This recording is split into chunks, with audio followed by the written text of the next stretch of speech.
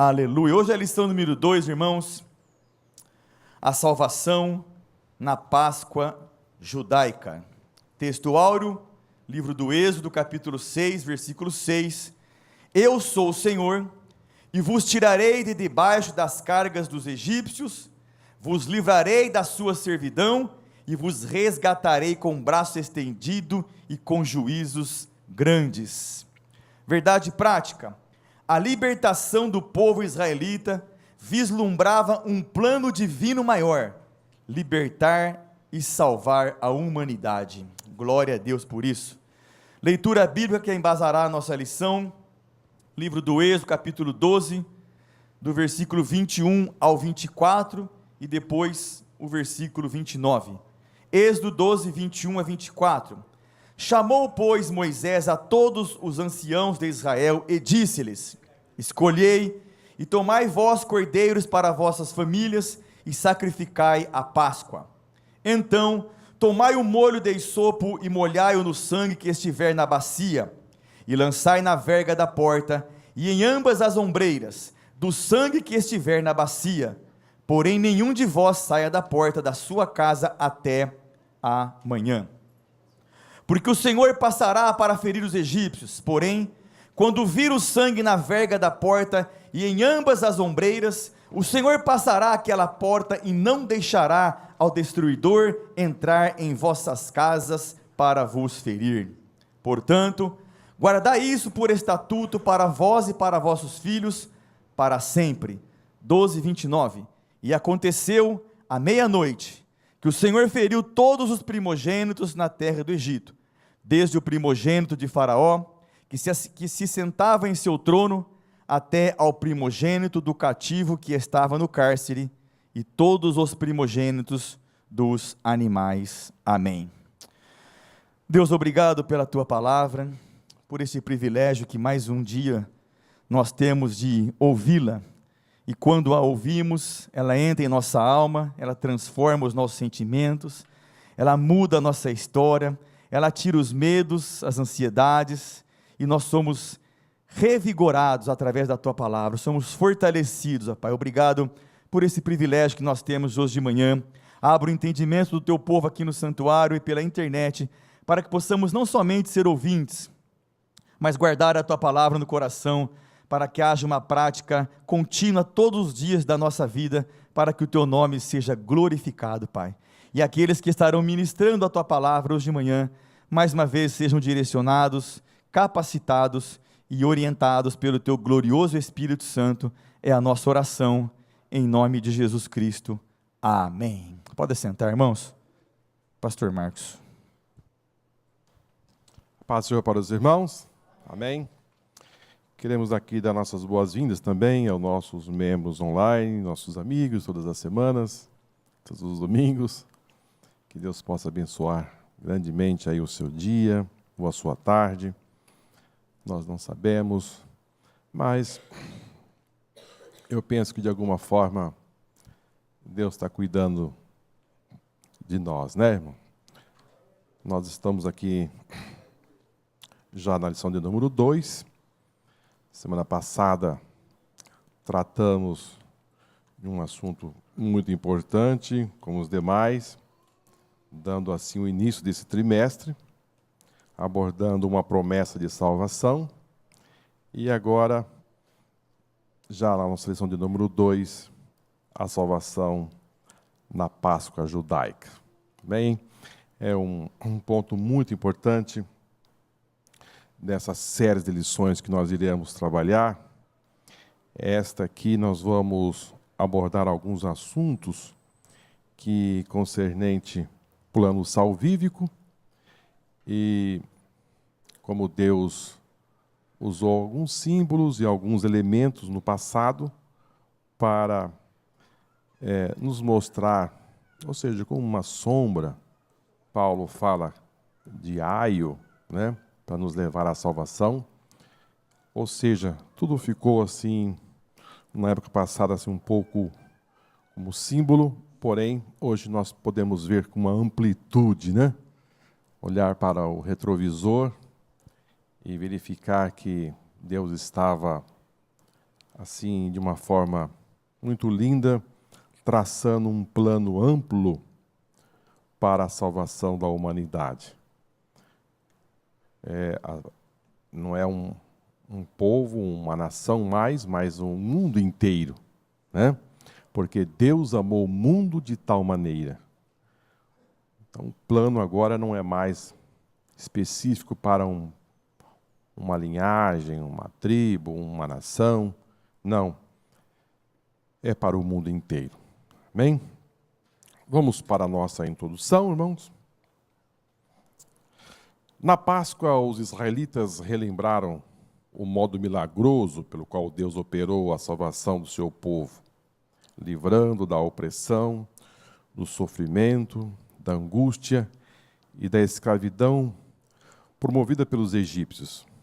Era uma lembrança de fidelidade de Deus à sua promessa, do seu amor libertador e do cuidado sem igual em favor do seu povo. Nesta lição, estudaremos os aspectos-chave simbólicos da Páscoa e o novo significado que tão importante celebração assumiu com a morte e a ressurreição de nosso Senhor Jesus Cristo. Voltando um pouco, irmãos, para fazer assim um elo, né? Quem sabe alguém que nos acompanha pela internet, só fazendo aqui uma pequena retrospectiva da lição passada, para nós já linkarmos com esta aqui.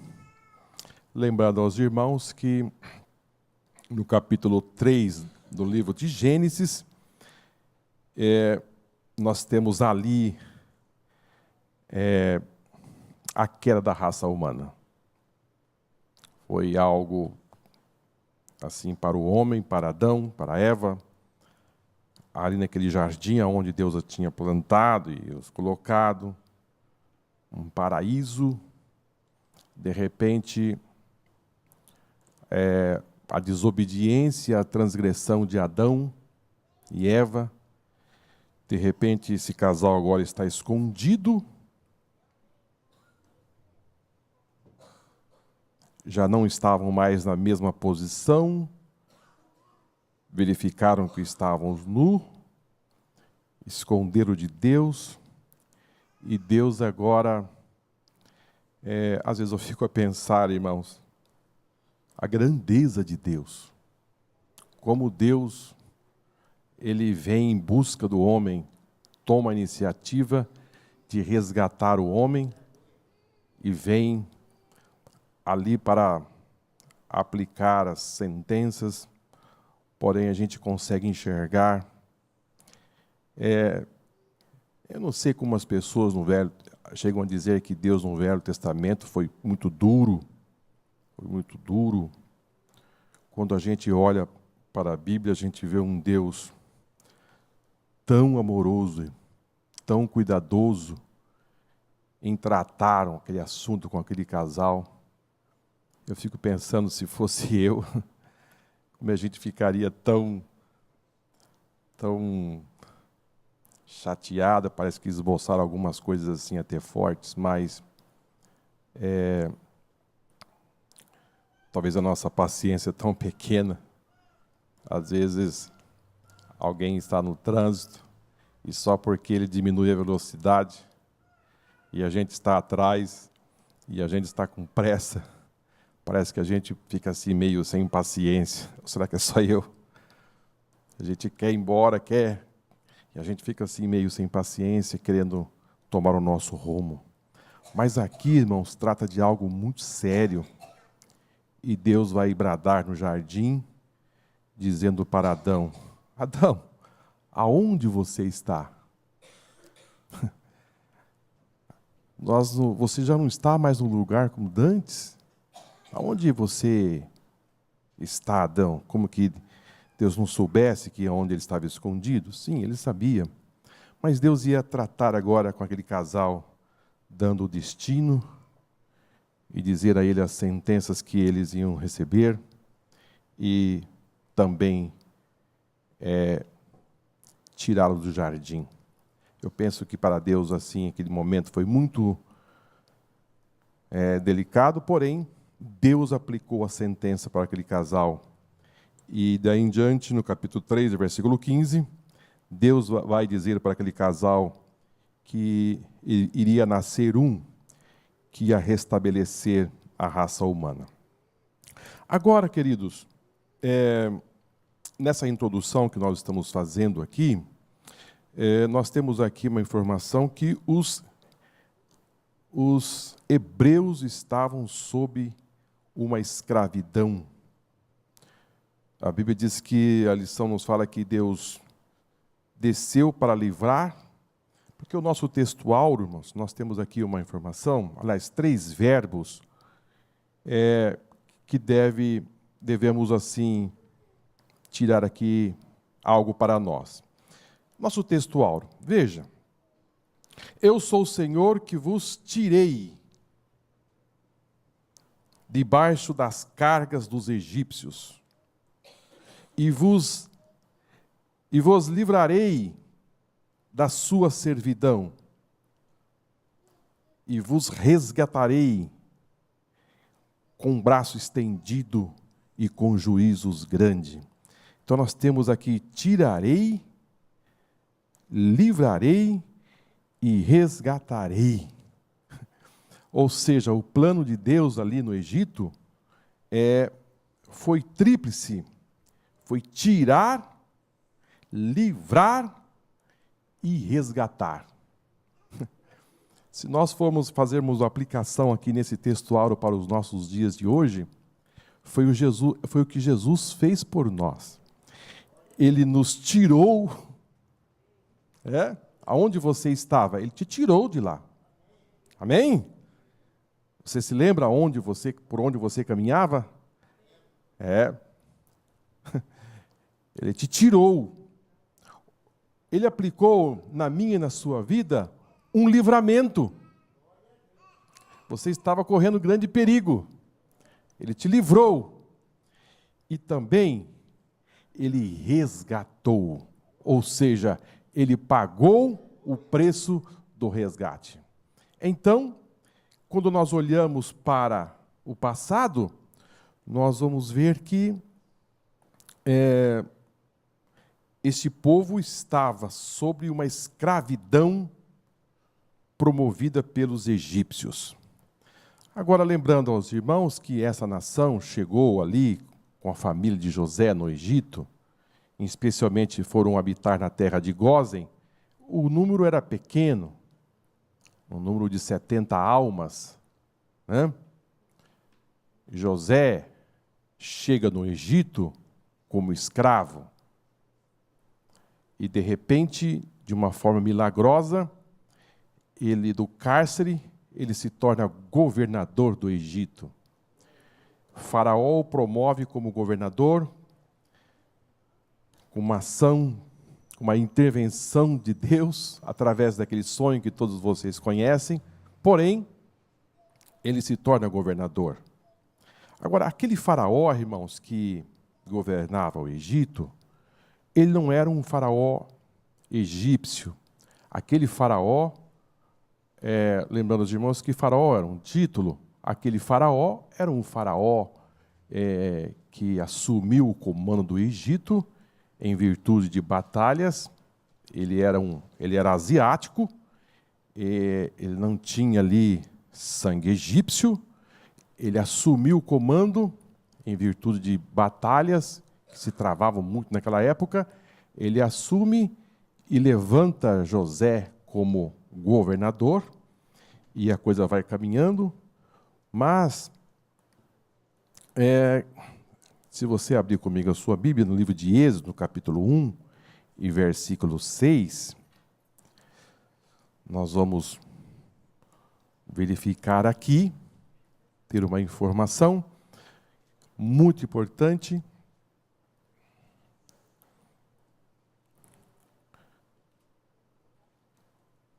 Um e 6 vai nos dizer assim: faleceu José e todos os seus irmãos e toda aquela geração. E os filhos de Israel frutificaram, aumentaram muito e multiplicaram-se e foram fortalecidos grandemente, de maneira que a terra se encheu deles. E levantou-se um novo rei do Egito, que não conhecera José, o qual disse ao seu povo: eis que o povo dos filhos de Israel é muito e mais poderoso do que nós. Não se lembra das promessas que Deus fez a Abraão? Deus disse a Abraão que a sua descendência seria como as estrelas do céu, que seria um povo que ia crescer, que ia se desenvolver. Olha as palavras de Faraó: ei, usemos de sabedoria para com eles, para que não se multipliquem. E aconteça que, vindo guerra, eles também se ajuntem com os nossos inimigos e pelejam contra nós, e subam da terra. E puseram sobre eles maiorais de tribunos para os afligirem com as suas cargas, porque edificaram a Faraó cidades, armazéns, Pitom e Ramassés. Mas quanto mais os afligiam, tanto mais se multiplicavam, e tanto mais cresciam, de maneiras que se enfadavam por causa dos filhos de Israel. E os egípcios faziam servir os filhos de Israel com dureza. Aqui, queridos, esse novo rei, que tinha já encerrado aquela dinastia, levantou-se um novo rei que não conhecia José, nem conhecia os seus irmãos. Eles estavam, quebrou aquele elo, aquela geração já não estavam mais, já tinham ido, já tinha partido, e agora era um novo tempo. E agora esse povo crescia, se fortalecia, e de uma forma assim gigante, de forma que esse novo faraó disse: sabe de uma coisa? Nós precisamos frear este povo. Nós precisamos dar um basta nessa nação, porque eles se multiplicam de forma assustadora, e eles se fortalecem, eles estão enchendo a terra. Irmãos, percebe, irmãos, que quando você está com a bênção de Deus, de qualquer forma você cresce?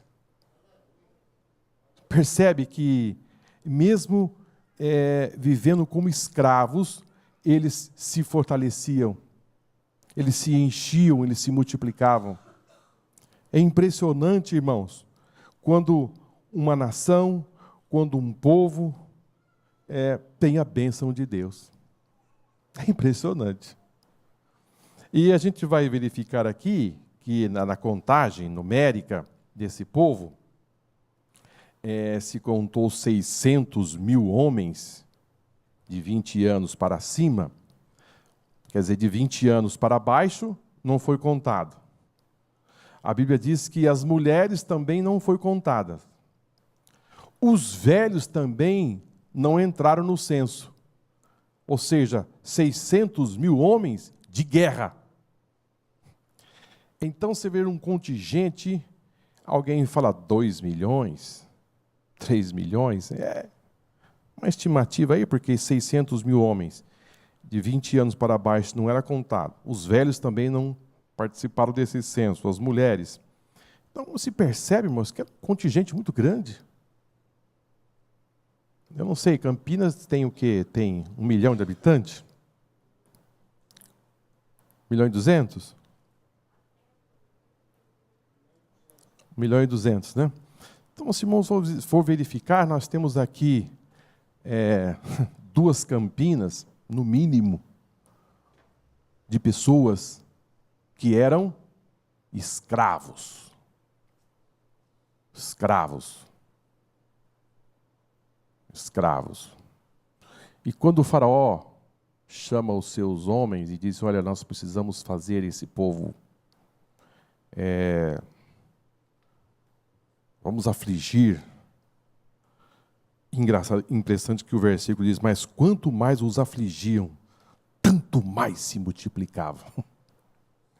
E tanto mais cresciam, de maneira que se enfadavam por causa dos filhos de Israel. Ou seja, o DNA do crescimento estava ali. Eles cresciam. E agora Moisés vai chegar ali, no sentido de Deus chama Moisés para aplicar ali, de alguma forma poderosa, e Moisés vai falar com os filhos, com o faraó. E quando Moisés vai falar com o faraó, a coisa piorou. Às vezes parece que a coisa está piorando, mas não é não, irmãos. Deus está trabalhando, amém? Às vezes nós sentimos assim, parece que está piorando, porque Moisés foi falar com o faraó, e quando Moisés sai da presença de faraó, o que o faraó faz? Ele chama os seus tribunos e diz: aumenta o açoite, aumenta o castigo. Vamos fazer o seguinte, eles agora têm que pegar a própria palha e fazer o mesmo serviço. Eles têm que agora fazer o trabalho dobrado, e não pode diminuir no final do dia a cota dos tijolos. Impressionante, né, irmãos? Impressionante. Não havia piedade. Era sofrimento, era açoite. Mas mais o povo crescia, mais o povo era abençoado. Pode ser que você seja perseguido no seu trabalho, pode ser que você esteja sob alguma pressão. Não se preocupe, Deus está com você. Deus está do seu lado. Você não vai parar, você vai crescer. Você vai continuar crescendo. Agora, irmãos, o capítulo 6 do livro de Êxodo, e o versículo de número 1, Moisés vai falar com Deus, e Deus vai dizer a ele qual é a sua decisão e o que ele vai fazer. Porque depois desse encontro, a aflição do povo aumentou, a perseguição aumentou, mas Deus disse, então, Êxodo capítulo 6, versículo 1, então disse o Senhor a Moisés, agora verás o que eu hei de fazer a Faraó, porque por uma mão poderosa os deixará ir. Sim, por uma mão poderosa os lançará de sua terra. E falou mais Deus a Moisés e disse, eu sou o Senhor. Amém? Eu apareci a Abraão, a Isaque e a Jacó, como Deus Todo-Poderoso, mas pelo meu nome, o Senhor, não lhes fui perfeitamente conhecido. E também estabeleci minha aliança com eles, para lhes dar a terra de Canaã, a terra das suas peregrinações, na qual foram peregrinos. E também tenho ouvido o gemido dos filhos de Israel, aos quais os egípcios fazem servir, e lembrarei-me da minha aliança. Queridos, ontem, essa noite, quando eu estava preparando essa lição, eu fiz uma conexão com a mensagem do irmão Camargo ontem a respeito daqueles dois homens que saíram de Jerusalém e foram para aquele vilarejo ali de Emaús. E quando eu estava lendo esses versículos, e dizia também, tenho ouvido o gemido dos filhos de Israel. Eu penso, irmãos, que às vezes nós temos um sentimento que você está caminhando e você caminha solitário. E que, quem sabe, aquelas noites mal dormidas, o gemido, às vezes os problemas, a gente assim, às vezes é levado a pensar que parece que Deus não está acompanhando esse sentimento. Ontem ficou assim muito claro, Jesus preocupado com aqueles dois homens que estavam desanimados, caminhando para suas casas, dizendo, tudo acabou. Não se percebe que Jesus se preocupa? Ele se preocupa. Ele não quer ver você, ele não quer enxergar alguém que esteja retrocedendo e voltando. Ele não quer ver esse povo e disse, lembrei-me da minha aliança. Ou seja, esse sofrimento vai parar. Esse sofrimento vai ter fim. Amém? Você não ficará sofrendo o tempo inteiro. Esse sofrimento começou, tem o seu momento de ápice, tem o seu momento mais profundo, mais agudo. Mas, queridos, vamos entender uma coisa. Deus disse, eu me lembrei. E agora eu vou dar um basta nisso aí. E eu vou fazer cessar esse sofrimento. E assim que Deus fez com este povo, eu lembrei-me da minha aliança. E eu também achei muito lindo essas palavras que Deus disse a Moisés, e dizendo assim, e disse o Senhor a Moisés, agora verás o que eu hei de fazer com o faraó. Ou seja, Deus está no controle. Amém? Deus está controlando tudo. Você vai ver o que eu vou fazer com o faraó, e isto vai parar. E eu vou lançar este povo fora desta terra. Agora, queridos, vamos entender. Vai lançar um povo fora dessa terra, mas é 2 milhões de pessoas. Está sob o controle daquele homem. Irmãos, Deus tem os seus meios, Deus tem as suas formas de trabalhar, e Ele sabe como fazer para tirar, para aliviar o seu gemido. Amém? Então, fazendo essa ligação, agora podemos assim entender, dar um passo aqui muito importante, no sentido de que agora estamos dentro de uma nação, cujo tem uma outra nação dentro dela, que está vivendo sob uma escravidão profunda, sobre açoites, sobre trabalhos duros, e Deus vai aplicar os seus meios para resgatar este povo. Então, a nossa lição hoje tem como título A Salvação na Páscoa Judaica. Amém? Como disse aos irmãos, a Páscoa ela foi instituída ali no Egito, ali teve o seu ponto de partida, e hoje nós vamos caminhar aqui dentro desse sentido. Mas vamos continuar. A instituição da Páscoa. O livramento nacional. Para o povo de Israel, a Páscoa representa o que o dia da independência significa para um país colonizado por uma metrópole. Mas ainda essa magna celebração significa a verdadeira libertação experimentada por uma nação, expressada pela liberdade espiritual do povo para servir ao Deus Criador. Êxodo capítulo 12, aonde praticamente nós temos aí a nossa lição. Historicamente, foi o último juízo sobre o Egito e a provisão do sacrifício pascal que possibilitaram o livramento da escravidão e a peregrinação do povo judeu rumo à terra prometida. Então, como eu disse aos irmãos,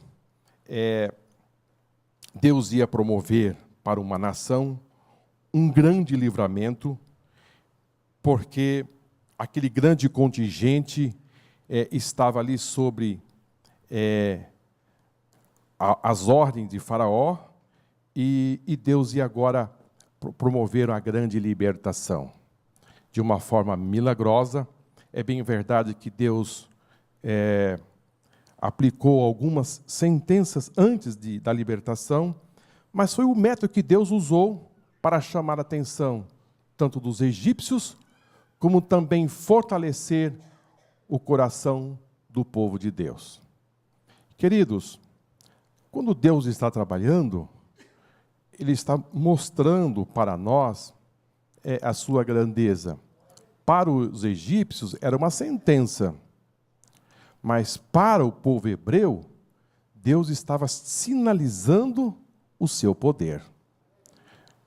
Ou seja, o mesmo juízo trazia uma dupla face de entendimento. Para quem estava na terra de Gósen, estava vendo um milagre, a mão de Deus trabalhando em seu favor. Mas para quem estava no Egito, eles estavam vendo um Deus trazendo juízo para eles. Então, quando eu olho assim para o nosso João capítulo 3, versículo 16, também você vai poder enxergar algo ali tremendo. Nós vamos ver ali Deus dizendo assim, porque Deus amou o mundo de tal maneira. Nós vamos ver aí Deus se revelando de forma amorosa. Mas, quando o versículo está terminando, diz assim, para que todo aquele que nele crê não pereça, mas tenha a vida eterna. Amém? Você vai ver Deus se revelando um Deus amoroso, mas no mesmo versículo está lhe dizendo, olha, é necessário que o homem tenha uma atitude. É necessário que o homem se posicione de uma forma diferenciada. Deus está se revelando de uma forma amorosa, abrindo para o mundo um plano salvífico, mas não fica somente dizendo, olha assim, olha, eu te amo, eu quero lhe oferecer a salvação, mas é necessário que o homem tenha uma posição. Quando eu falo homem, estou falando o homem e a mulher. Tem uma posição, ele precisa crer. Simplesmente, só pela morte de Cristo, não vai acontecer a salvação para o homem se ele não crer. Você percebe? E aqui nós vamos também verificar que para a salvação do povo hebreu,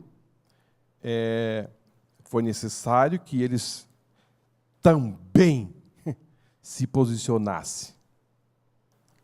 Eles tiveram também que tomar uma atitude para eles ter a libertação, para eles ter a salvação das suas famílias e assim sucessivamente. Mas vamos continuar, né? A libertação da escravidão.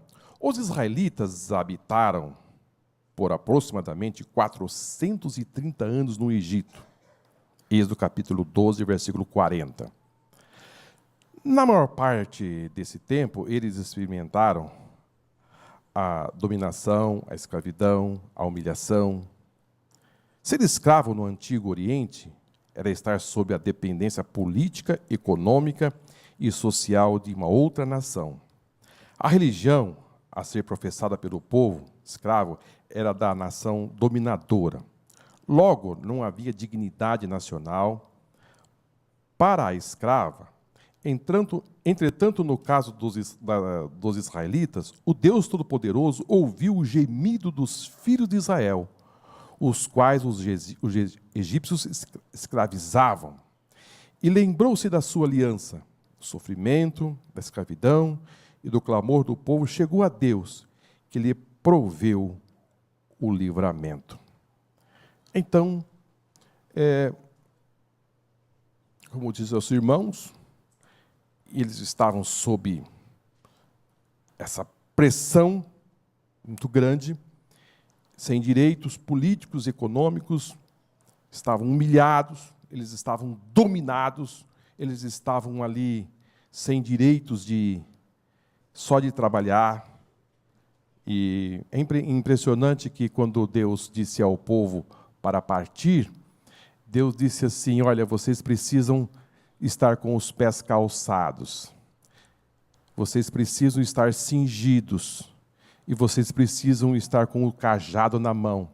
Significa dizer, irmãos, e nos leva a pensar, que o escravo, assim, eles não tinham, às vezes, nem o que se calçar. Não tinham, estavam reduzidos a uma vida servil, sem nenhum direito, sem nenhuma prerrogativa, ou seja, estavam totalmente dominados por um líder que oprimia. Sob essa dependência, não podiam se expor. Esses dias eu estava vendo aí, eu nem vou falar o nome do país, porque existem, irmãos, regimes ainda que aplicam sentenças duríssimas para as pessoas vivendo sob um domínio, sob uma pressão, sob uma escravatura pesadíssima. Quando você olha para a história do Brasil, eles estavam vivendo aqui como escravos, passa de longe, perto que esses tiranos aplicam em pessoas, em seres humanos, até parece que essas pessoas não têm alma. Você não consegue, assim, pensar como um ser humano consegue fazer isso para uma outra pessoa. É difícil até de ler, até de ver as fotos, como as pessoas sofrem.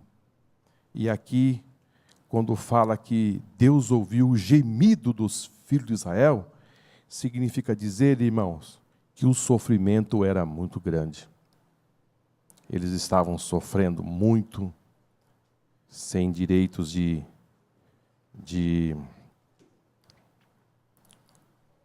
se livrar daquelas amarras. Mas Deus é poderoso. Queridos, eu estou sentindo que Deus quer dar para nós um grande livramento. Deus quer trazer para o seu povo uma certa tranquilidade, porque o que se avizinha por aí, parece-me que são dias sombrios, as pessoas estão andando assustadas, com medo do futuro e tantas coisas mais. Mas eu quero lhe tranquilizar, Deus está conosco. Deus está conosco. Quem sabe você está pensando assim, o que será da minha vida daqui 6 meses? O que será da minha vida daqui 6 meses? Parece que vai ficar pior. Eu não estou suportando agora, mas vai ficar pior. Parece que vai ficar pior. Mas Deus está confortando o nosso coração.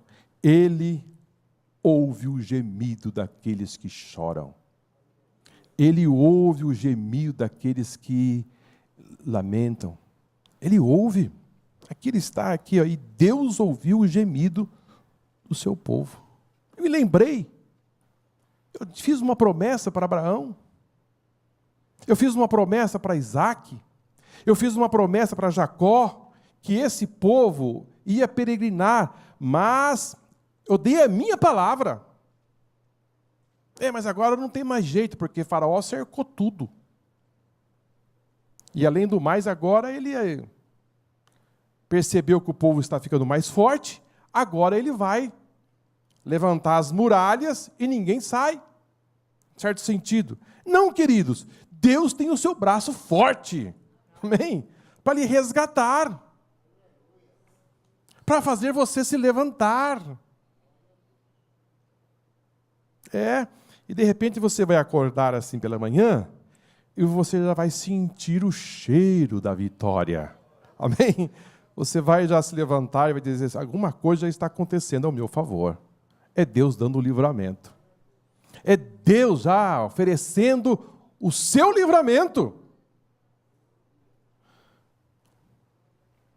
Na celebração, a nova celebração judaica, a Páscoa passou a ser uma nova festa religiosa dos israelitas, pois essa celebração foi instituída por Deus mediante o legislador Moisés. E um novo ano religioso começou. Os israelitas passavam 8 dias comendo pães sem fermento, o matzá, isto é, as fatias de pães asmos, tudo isso para trazer à memória a grande fuga do Egito, que fora tão rápida, ao ponto de não haver tempo para deixar o pão caseiro crescer, pois esse pão deveria ser consumido antes de a massa levedar. Êxodo capítulo 12, 39 e 40. Nós temos aqui, queridos, a palavra Páscoa, a nova celebração judaica. A Páscoa. Queridos, os filhos de Israel, eles comemoravam a festa do Purim, as festas das celebrações e tantas outras festas que depois eles acabaram incluindo algumas festas. Porém, eles tinham, assim, 7 grandes festas. Se você quiser enumerar, a festa mais importante que os filhos de Israel tinham era a festa da Páscoa. Essa que nós estamos estudando aqui hoje. Esta era a mais importante.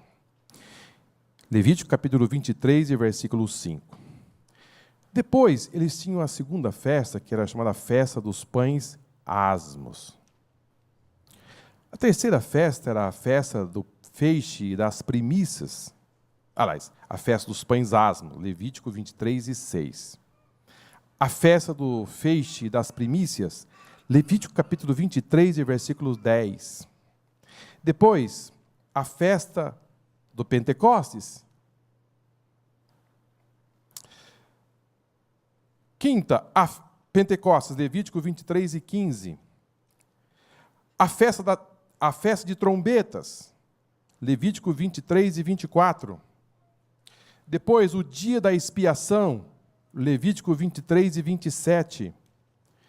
E a última festa, que é a festa do tabernáculo, Levítico 23 e 34.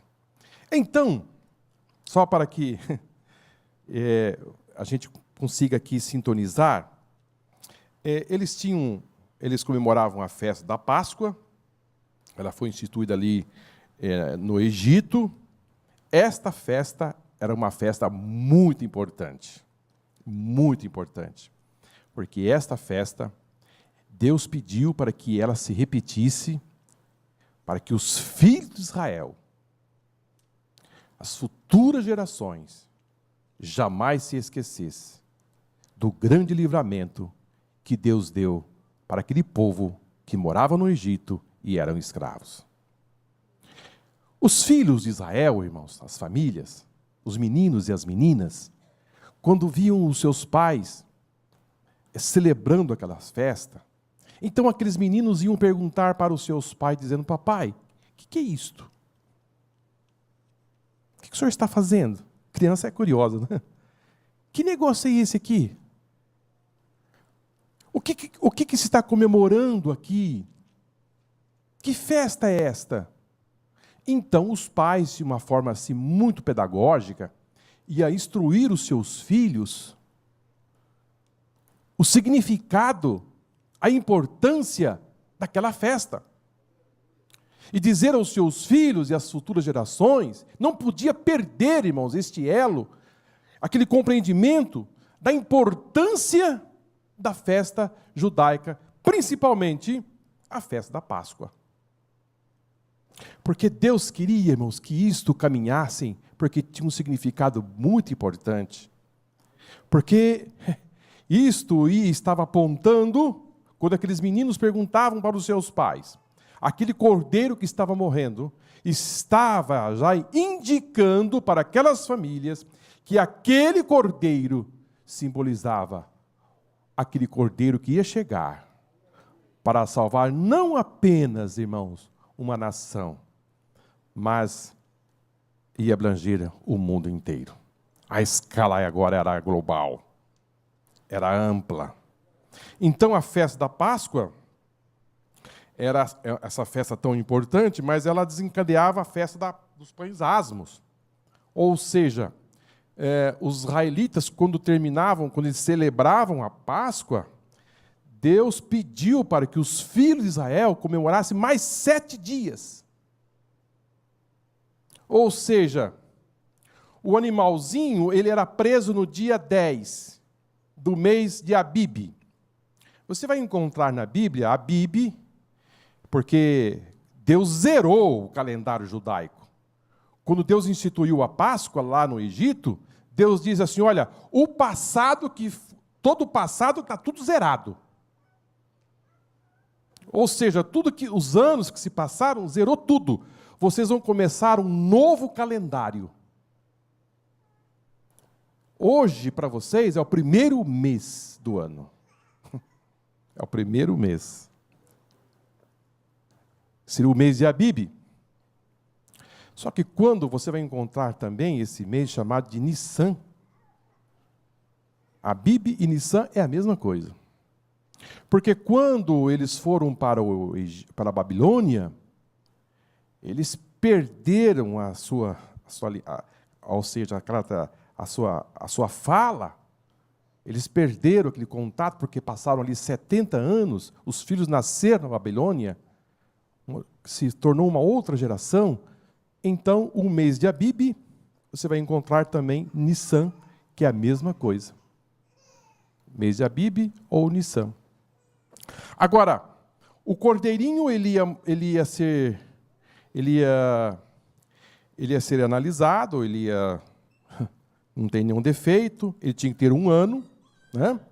1 ano, não podia ter defeito. E no 14º ele ia ficar sobre 4 dias sendo analisado, cuidadosamente, não tem nenhuma falha, não tem nenhuma mancha, não tem nenhum defeito. Impressionante, irmãos, que realmente Jesus é o Cordeiro de Deus que tira o pecado do mundo. Porque Pilatos vai dizer para Jesus assim: eu não vejo nada nesse homem. Eu não vejo. O Cordeiro realmente não tinha nada. E a mulher de Pilatos vai dizer: não entre na questão desse homem, porque muito sofri esta noite por causa dele. É um homem justo. Ou seja, ali estava o verdadeiro Cordeiro de Deus. E lá atrás, irmãos, o cordeirinho era analisado se não tinha nenhuma mancha, se não tinha nenhum defeito, se não era aleijado. Bom, no 14º dia, depois de 4 dias sendo analisado, verificado assim muito bem, ele agora ia ser imolado. Eles aplicavam, se a família era pequena, se juntava mais uma família. Só que somente a família israelita podia participar? Será que era só a família israelita que podia participar dessa cerimônia, desse evento? Será? Será que outras pessoas podiam participar? Os egípcios podiam participar? Os outros estrangeiros que moravam ali no Egito? Não, queridos, a coisa era mais abrangente. Vamos ver o que a Bíblia responde. Abra sua Bíblia no livro de Êxodo.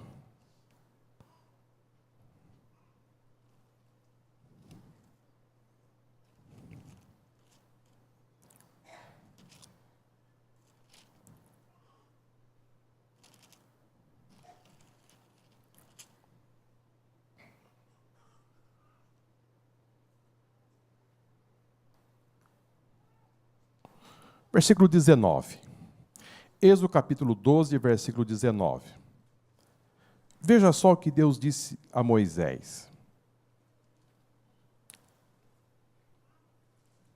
Nós estamos falando aqui, irmãos, da festa dos pães asmos.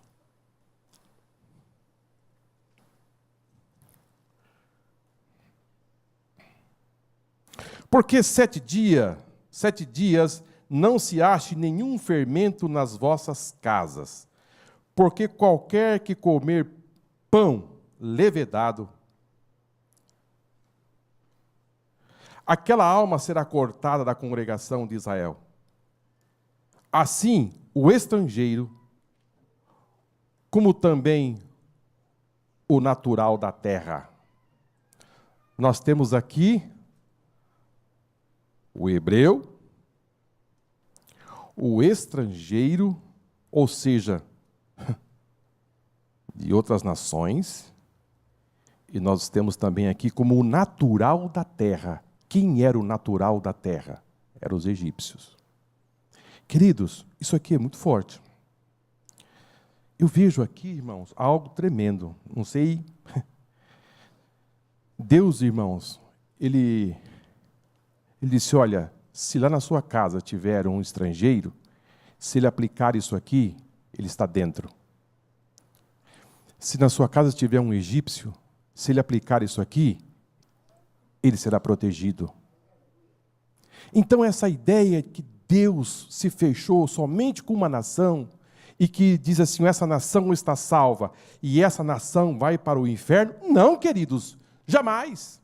Deus disse para Abraão, em ti serão benditas todas as famílias da terra. É amplo, irmãos. Aqui poderia ser um estrangeiro, poderia ser um natural da terra, mas se ele obedecesse às normas estabelecidas por Deus, ele estava compreendido dentro desta bênção. Amém? Eu fiquei assim impressionado com o trabalhar de Deus, no sentido de que Deus ele estava estabelecendo ali algo tremendo, mas se houvesse obediência, o tal seria salvo. Então, a festa da Páscoa desencadeava a festa dos pães asmos, que eram mais 7 dias. Depois, nós tínhamos aí a festa das semanas, seriam 7 semanas, né? Seriam 49 dias. Depois, consequentemente, nós temos aí a quarta festa, que desencadeava a festa, que era o último dia, a festa do Pentecoste.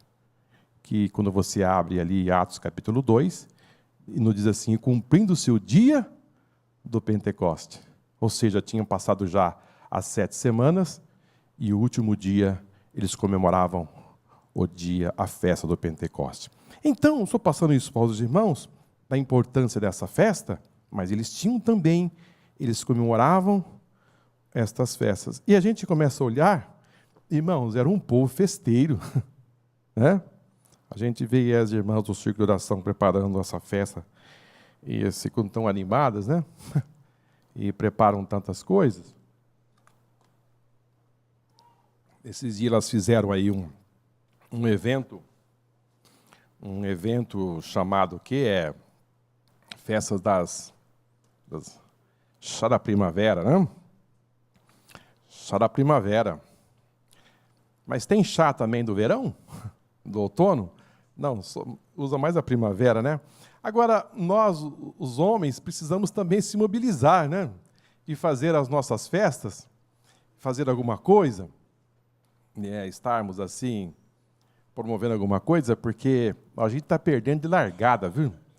Não faz uma festa, não fazemos nada assim para estarmos juntos, mas vamos pensar alguma coisa no sentido de não perder assim tão longe, perdendo assim, eu mesmo, alguém disse, já fez alguma festa na Vila Nova? Nenhuma, nenhuma festa. E ontem, quando eu estava olhando essa quantidade de festa da Páscoa, pães asmos, as primícias, Pentecostes, trombetas, expiação, dia da expiação, festa do tabernáculo, tem as festas do Purim, que eles incluíram, e outras festas mais. E olha, irmão, parece que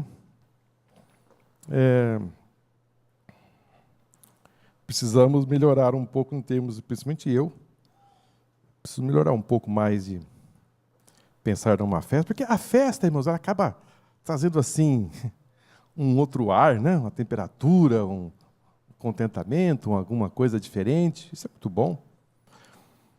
Agora, eles tinham que comer esse pão sem fermento, chamado de pães asmos.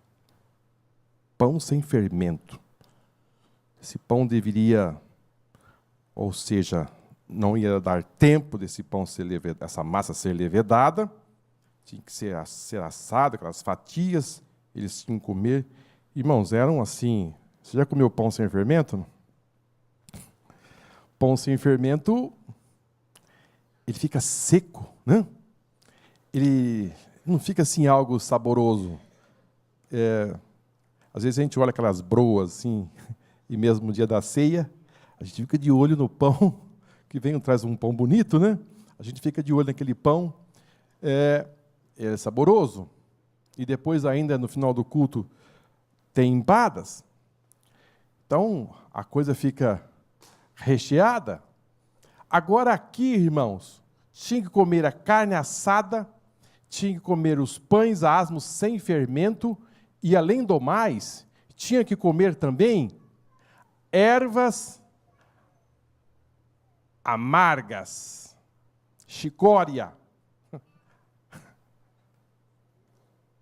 Essas ervas compreendiam várias ervas, né? Que eram amargas. Qual outra erva que é amarga? Rúcula? Almeirão. Almeirão é muito amargo, mas é muito bom. Eles tinham que comer essas coisas. E vamos entender, irmãos, tinha que fazer. Tinha que fazer. Tinha que comer a carne assada, os pães sem fermento, ervas amargosas. Agora, queridos, Deus ia aplicar um grande livramento. Só que o hebreu tinha que fazer isso. O livramento ia chegar. Só que cada família tinha que obedecer as palavras que Deus tinha dito a Moisés. E cada família tinha que ter essa atitude. Eu fiquei a pensar ontem, mas será que teve alguma família que disse, nós não vamos fazer nada disso? Será que teve alguma família que tomou essa decisão de dizer, nós não vamos matar nada, não vamos fazer nada? Sabe uma coisa? Deixa para lá. Será que teve alguma família?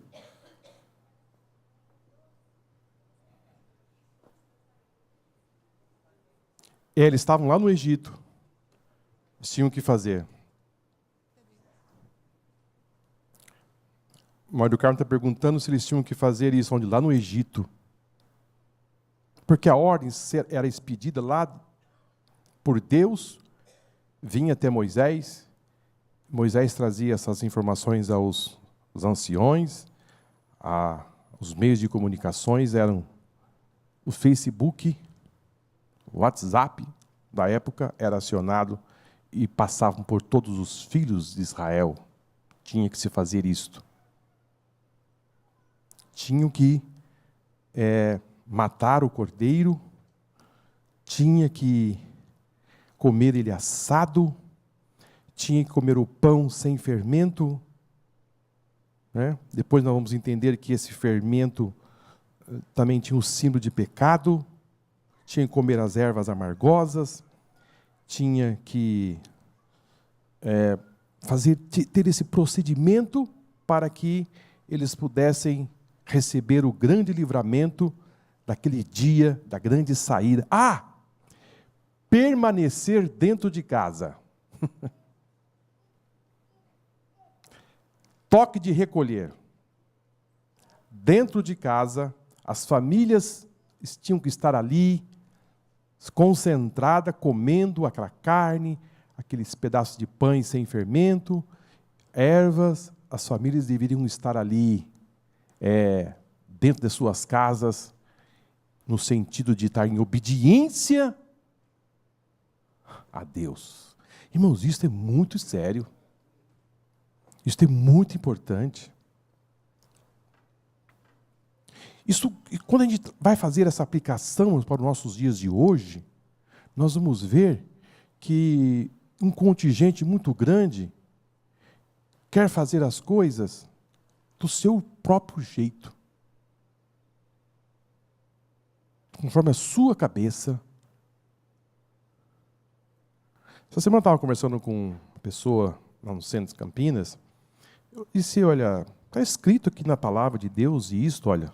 Ele disse, mas não é, não. Mas está escrito? Não. Mas o que você vai fazer? Não, mas isso aí, Jesus não estava querendo dizer isso, não. Não.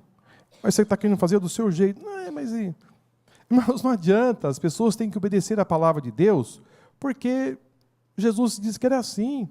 Aí não demorou muito, encontrei um outro, o outro falou que ele era Elias. Eu sou Elias. Eu falei, você é Elias? Eu sou Elias. Mas está falando sério? Não, eu sou Elias mesmo. acontecendo tantas coisas, irmãos, muito estranha. E quando você vai para a palavra de Deus, Deus estava colocando aqui um procedimento para que os filhos de Israel aplicassem dentro de suas casas, nas suas famílias, seus filhos. Sabe por quê? Porque à medida que eles fizessem todo esse procedimento, eles pegassem aquele sangue, né? A Páscoa tinha esses elementos, né? Tinha o quê? Tinha o cordeiro, tinha o sangue, tinha os pães e tinha as ervas.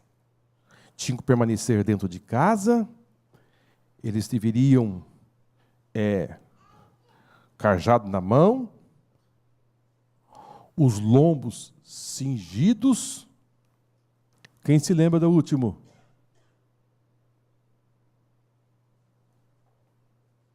Os pés calçados. Olha aí. Tudo pronto. Comeram. Cajadinho na mão. Os pés. Porque agora você vai partir para uma grande jornada. Ah, mas o nosso vovô vai conseguir caminhar? Ele vai, porque ele vai ser curado. Amém? Todos vão ser curados.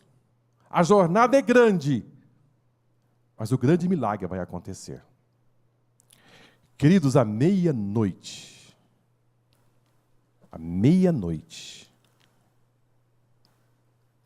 Deus vai visitar o Egito, trazendo para o povo de Deus o livramento, mas para o povo do Egito, que não sabiam do procedimento, pereceram.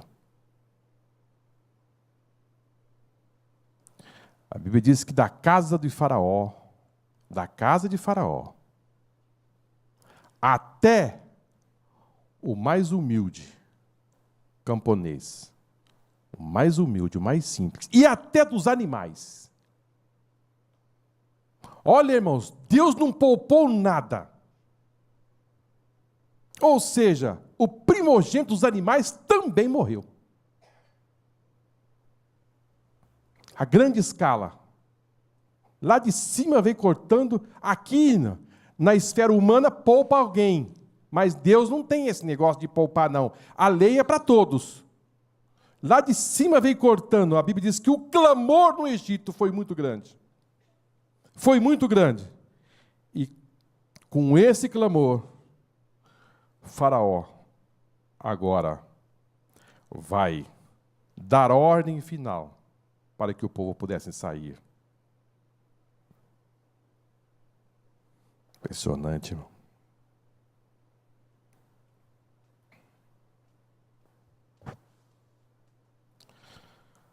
Agora fiquei pensando, irmãos, por que ervas amargas, né? Por que ervas amargas? Esses elementos tinham um significado espiritual. Eles deveriam comer essa erva para que eles pudessem se lembrar, sabe do quê? Do momento de dor, de sofrimento que eles passaram no Egito. Aquela erva amarga, você vai se lembrar do seu sofrimento. Tudo tem a sua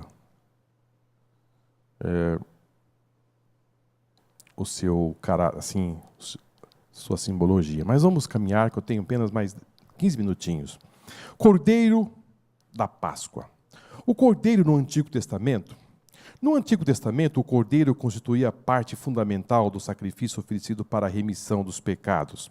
Ele foi introduzido na cultura dos israelitas quando Deus libertou o seu povo, conforme nos relata Êxodo 12, de 3 a 10.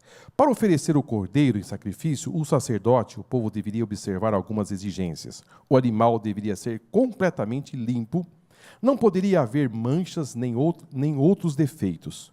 Ser imaculado e plenamente saudável. todo esse simbolismo apontava para Jesus, o verdadeiro Cordeiro Pascal. O Deus, irmãos, ele exigia sacrifícios de animais.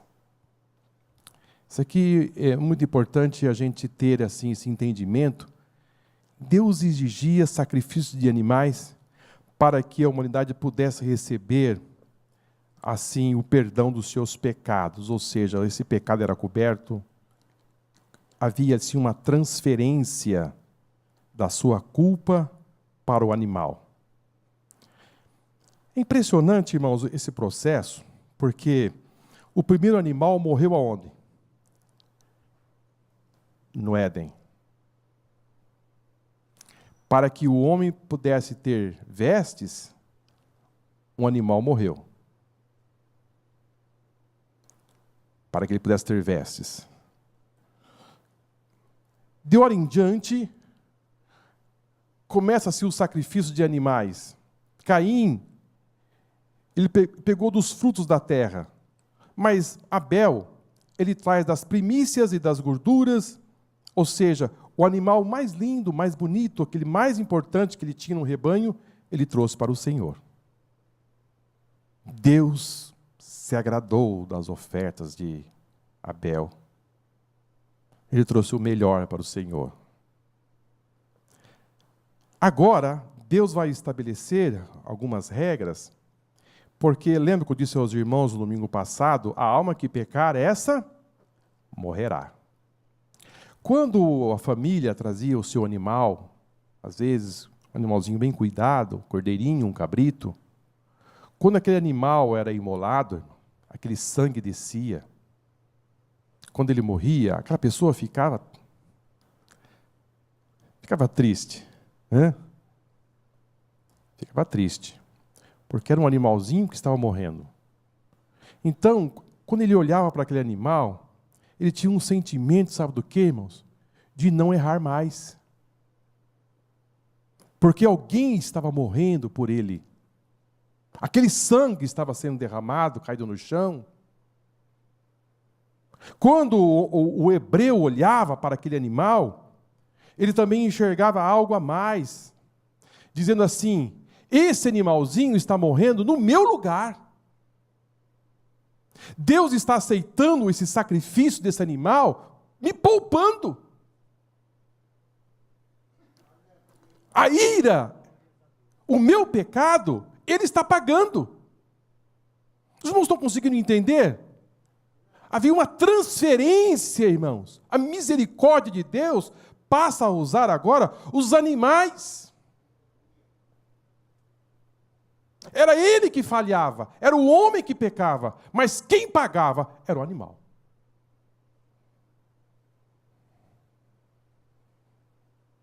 O animalzinho morria.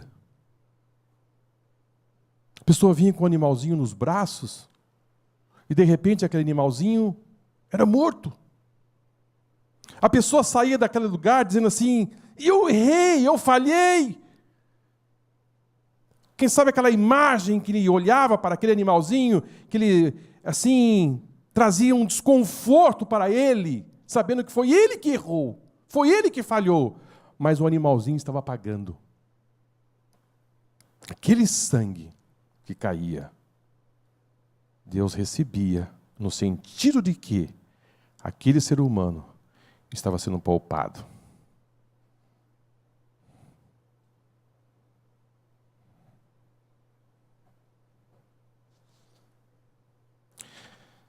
Deus usou de misericórdia para com os homens da antiguidade, pois substituiu o homem por um animal, a fim de que os homens não perdessem a salvação e se arrependessem.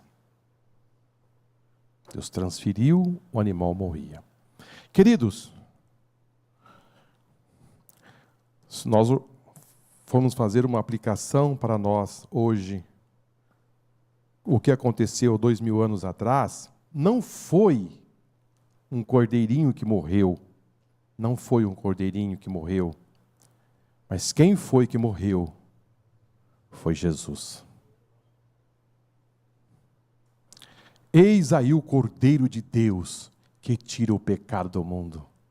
Ele veio.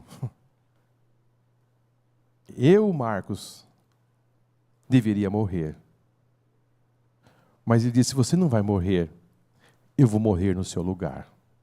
Foi isso que aconteceu. A minha culpa, ele pagou. A minha dívida, ele pagou. Lembra que eu disse no domingo passado para os irmãos? A propiciação, havia uma ira, e agora ele foi a minha propiciação, é o ato de propiciar. Ele se declinou favorável para mim. E depois, podemos caminhar um pouco mais, queridos, ele foi a minha expiação. O que significa ser a expiação? A expiação significa dizer: alguém morreu no seu lugar. Era você que deveria morrer, mas ele morreu uma vez para sempre. Quando o crente, irmãos, tem esse entendimento um pouco mais amplo, ele passa a valorizar, dizendo assim: não, o que Jesus fez por mim foi algo muito grande, foi algo sublime, algo grandioso, que eu não posso perder. Lá era o animalzinho que morria, mas aqui foi Deus que ofereceu o seu Filho como Cordeiro Pascal para me conceder a salvação. Não é um ovo de Páscoa. Até esses dias eu estava vendo, foi essa semana que eu estava vendo, fazendo uma pesquisa sobre ovo de Páscoa. Não sabe que já fabricaram um ovo de Páscoa que se pesaram esse ovo e tinha 4 toneladas e 760 quilos. O ovo de Páscoa tinha 7 metros de altura. Não é um ovo de Páscoa. Não é esse símbolo de fertilidade. Por que encontraram o ovo? Porque ele está ali paradinho, de repente nasce uma vida. Não. Jesus é a nossa Páscoa. Quem gosta de chocolate aqui? Chocolate é gostoso. Mas Jesus, ele é muito mais do que isso. Ele é a nossa salvação. Amém? Vamos caminhar um pouquinho para o término. Jesus, o verdadeiro Cordeiro Pascal. A Páscoa cristã é o memorial de que, como Deus substituiu os sacrifícios temporários por um único e definitivo. Nesse aspecto, o Cordeiro do Antigo Testamento era a sombra do apresentado no Novo, morto desde a fundação do mundo. Por isso, ao comemorarmos a Páscoa, devemos atentar seriamente para o glorioso feito de Jesus na cruz. Cristo é o fundamento, a essência da Páscoa. Da Páscoa. Se não atentarmos para ele, nossa Páscoa torna-se vazia e sem sentido. Além disso, somos chamados a celebrar o verdadeiro Cordeiro com alegria e gratidão, pois, por intermédio dele, a nossa culpa foi anulada definitivamente. Deus nos purificou e nos fez dignos de assentar nos lugares celestiais em Cristo Jesus. Agora, uma vez em Cristo, somos santificados, justificados e perdoados. Eu tenho uma boa notícia para dar aos irmãos. Os sacrifícios dos animais cessaram. Amém? Você levanta a sua mão e agradece ao Senhor, irmão? Você imaginou você sair de casa com um cordeiro na mão? Com uma ovelha, com um cabrito?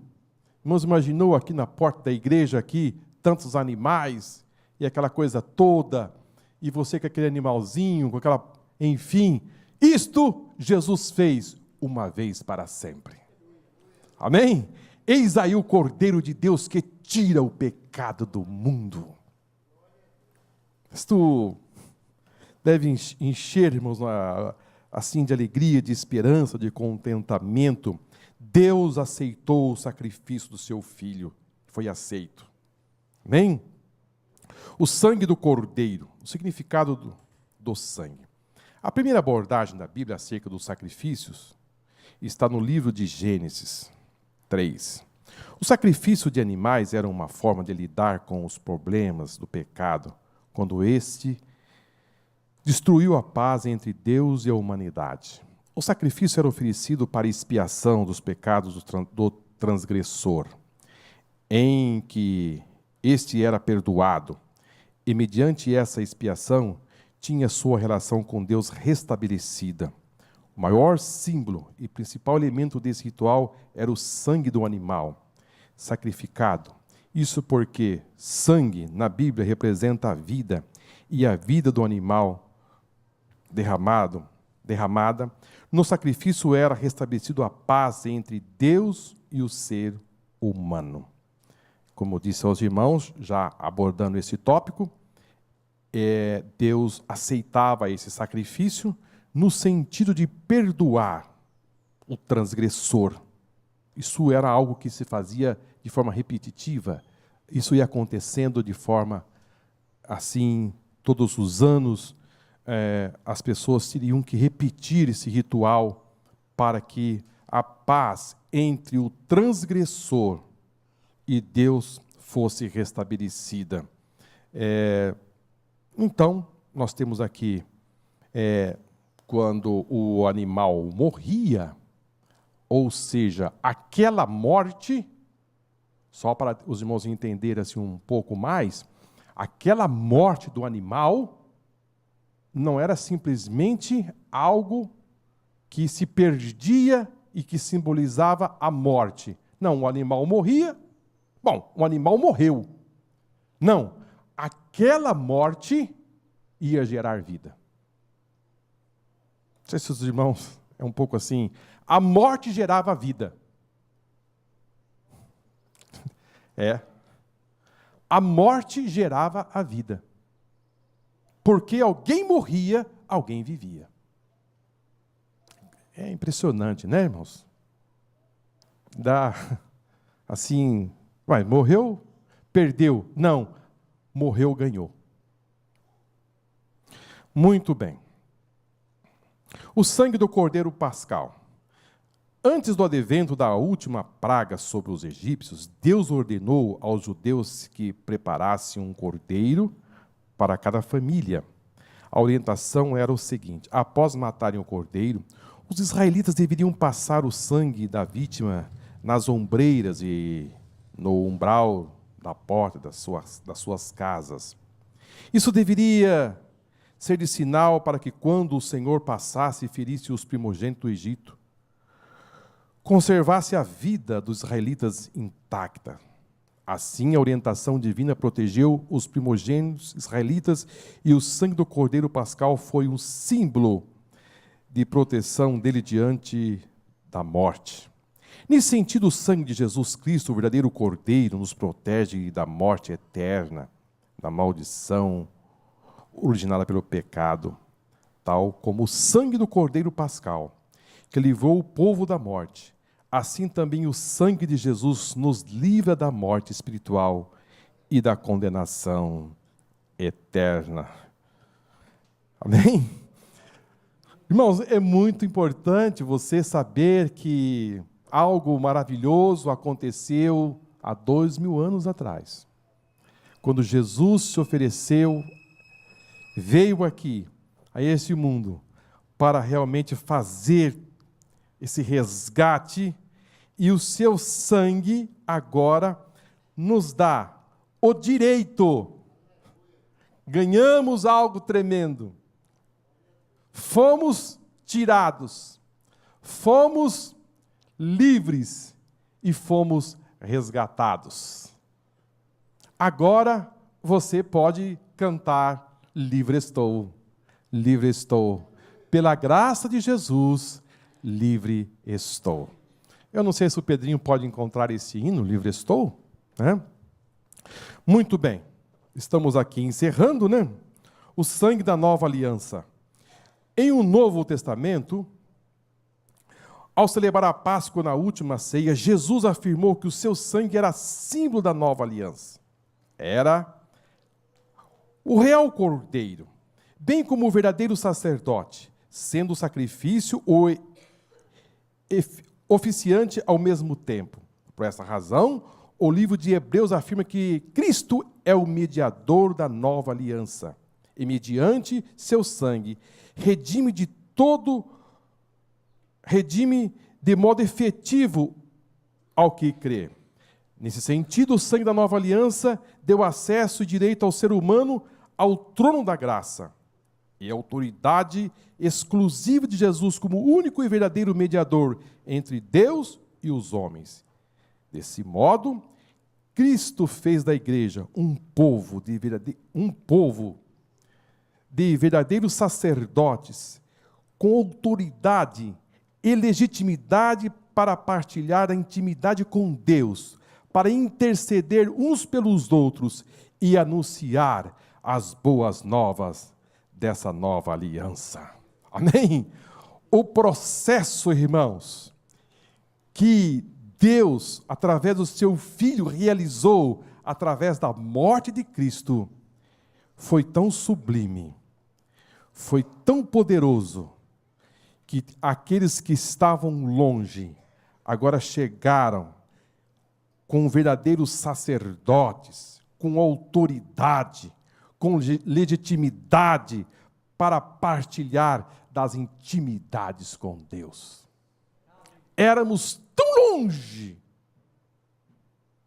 sem nenhum direitos, estávamos condenados, fadados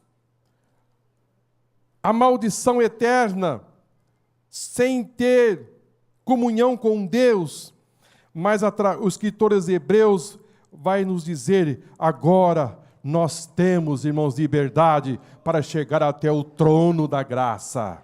Aleluia! Chegarmos com ousadia e entrarmos no Santo dos Santos e falar com Deus e dizer das nossas necessidades, dos nossos problemas. Queridos, aquilo que era tão difícil ficou tão fácil. Quando a gente vai olhar, quando ele fala que sacerdotes, verdadeiros sacerdotes, para ser um sacerdote, tinha que ser hebreu, tinha que ser da tribo de Levi, tinha que ter características, tinha que ser um homem saudável, tinha que passar por um rigoroso critério, para ser um sacerdote. Jesus chegou e disse: sabe uma coisa? Através do meu sacrifício, eu vou pegar a cana quebrada, eu vou pegar o pavio que fumega, eu vou pegar tudo isso que está aí, que o diabo está querendo destruir, através do meu sangue, eu vou fazer ele cidadão do céu. Oh, aleluia! Eu vou dar a ele autoridade, eu vou dar a ele capacidade, eu vou dar a ele a ousadia para ele entrar no Santo do Santo, e vou chamá-lo para uma grande intimidade comigo. Eu vou incluí-lo. Essa aliança é perfeita.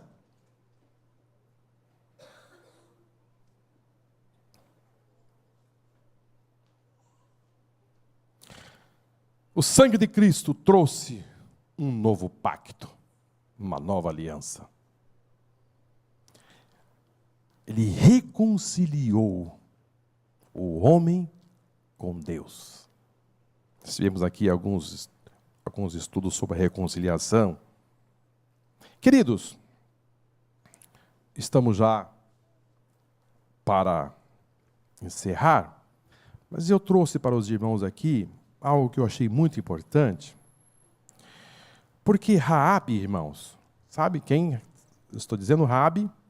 A Raabe, ela morava ali em cima do muro da cidade de Jericó. A Bíblia diz que ela era prostituta, mas ela ouviu dizer dos feitos dos filhos de Israel, o que vinha acontecendo pelo deserto, e que estava chegando um povo diferenciado, e que tinha um Deus grande, poderosíssimo. Ela creu.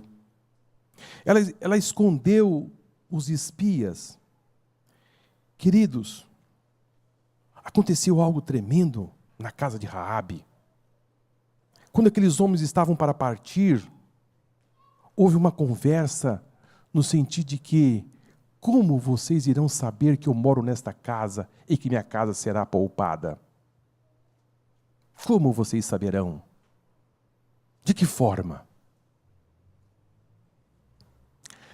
Lá no Egito, o sangue foi passado nos umbrais das portas. Aqui, essa mulher não pertencia à família. Ela era uma estrangeira. Ela morava em Jericó. Mas ela creu. Os homens fizeram-lhe um acordo, dizendo, olha, coloque aqui um fio, um pedaço de pano de escarlate.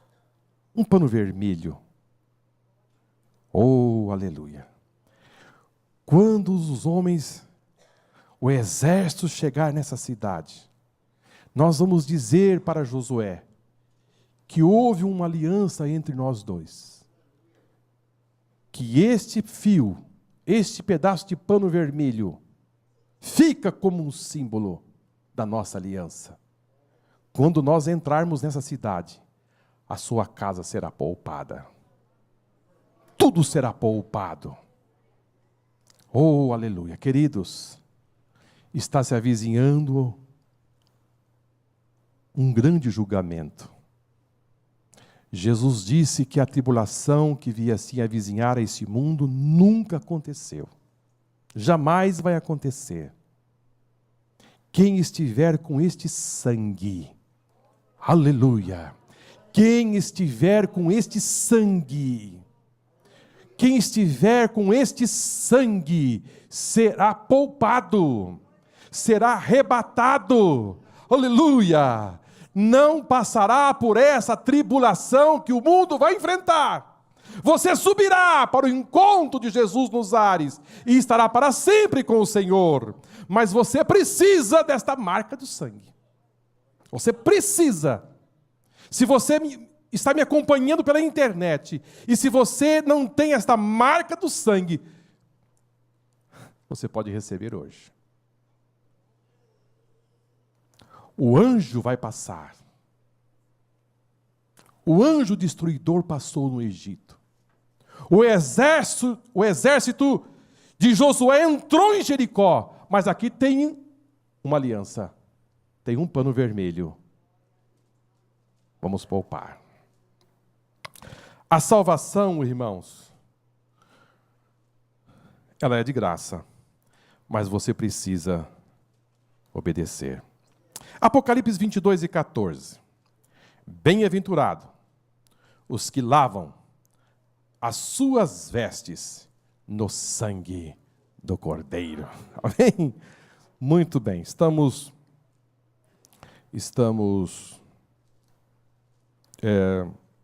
concluindo. Só queria deixar 3 pontos importantes. A Páscoa significa libertação. Segundo, a Páscoa significa salvação. Terceiro, a Páscoa significa redenção. Eu não vou ler para os irmãos esses 3 significados aqui, porque o horário não já nos oferece. A Páscoa para os judeus é a memória da ação salvadora de Deus. Para nós, os cristãos, é a recordação da ação redentora de Jesus em favor da humanidade. Cristo é a nossa verdadeira Páscoa. O Cordeiro único e sumo sacerdote por excelência. Seu sacrifício foi definitivo e completo. Por isso, ao lermos sobre a Páscoa, devemos celebrar a nova aliança manifestada em Cristo Jesus. Hoje, somos filhos de Deus, mediante a nova e perfeita aliança no sangue do Cordeiro, que tira o pecado do mundo. Que Deus abençoe os irmãos, que Deus, olha, realmente, irmãos, essa lição, eu não sei, ela é muito assim abrangente, nos faz enxergar assim de uma forma muito ampla o que Deus fez no passado como sombra e vem trazendo, descortinando ao longo dos séculos o plano salvífico para a humanidade.